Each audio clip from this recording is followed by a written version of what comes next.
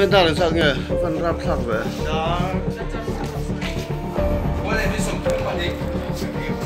ngay giờ là lúc ấy thì mà tôi nói hiện qua lại mình sống thung bani đi à riêng đã qua lại mình sống thung bani à thế cái gì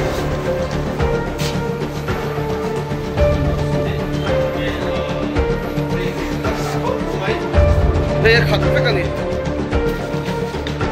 đây này nắng đi kho mua bia để lâu mà ngồi ruộng khá là nói bác sĩ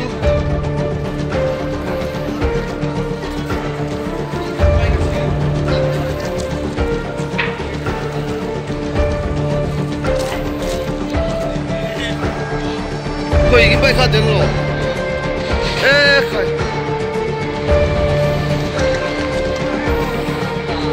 nang mà đi ra ngày tuần tục cho ê cái này em tôi khai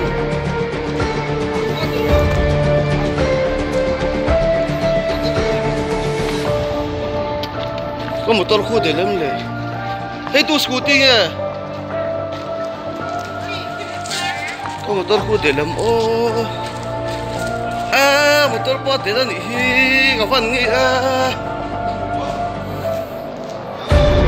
ô,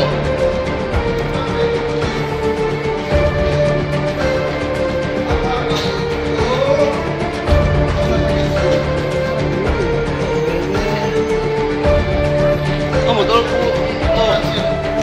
năm bar, về là ô.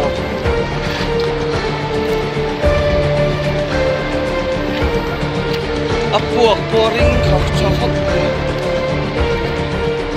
người bị ăn tập tập với năng tiền không đủ tiền đâu ván đuổi gần vào cái lông này tuốt tục châu